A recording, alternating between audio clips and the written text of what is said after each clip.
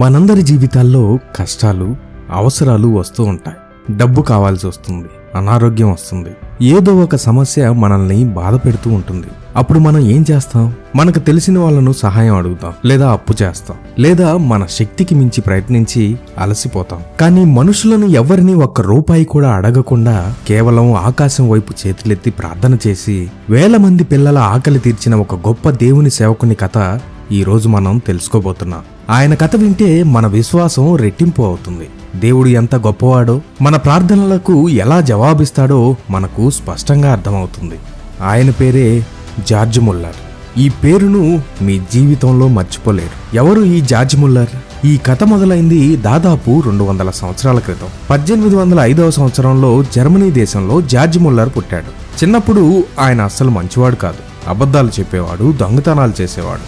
తండ్రి ఇచ్చిన డబ్బులను జల్సాలకు, జూదానికి ఖర్చు పెట్టేవాడు. తన స్నేహితుల దగ్గరే డబ్బు దొంగిలించేంత చెడ్డవాడిగా ప్రవర్తించేవాడు. ఆయన జీవితానికి ఒక అర్థం లేదు, ఒక దారి లేదు.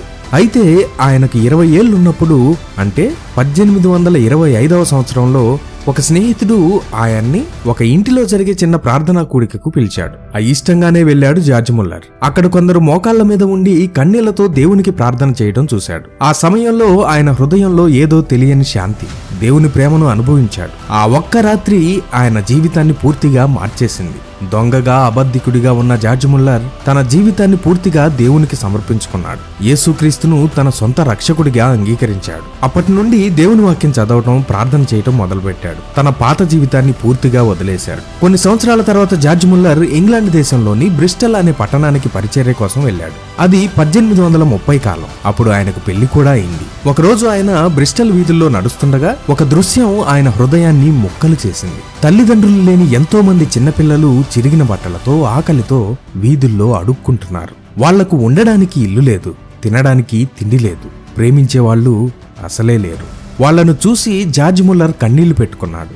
దేవా, ఈ పిల్లల కోసం నేనేమైనా చేయాలి అని ప్రార్థించడం మొదలుపెట్టాడు. అప్పుడు దేవుడు ఆయన హృదయంలో ఒక గొప్ప ఆలోచన పెట్టాడు. ఈ అనాథ పిల్లల కోసం ఒక ఇల్లు కట్టు, వాళ్లను నీ సొంత బిడ్డల్లా చూసుకో అని దేవుడు చెప్పినట్లుగా ఆయనకు అనిపించింది. కానీ ఒక సమస్య, ఆయన దగ్గర డబ్బు లేదు. ఆయన ఒక సాధారణ ప్రసంగికుడు. మరి ఇంతమంది పిల్లలకు భోజనం పెట్టడం, వాళ్లకు బట్టలు కొనడం, వాళ్ళను చదివించడం ఎలా? అక్కడే జార్జ్ ముల్లర్ ఒక సాహసోపేతమైన నిర్ణయం తీసుకున్నాడు.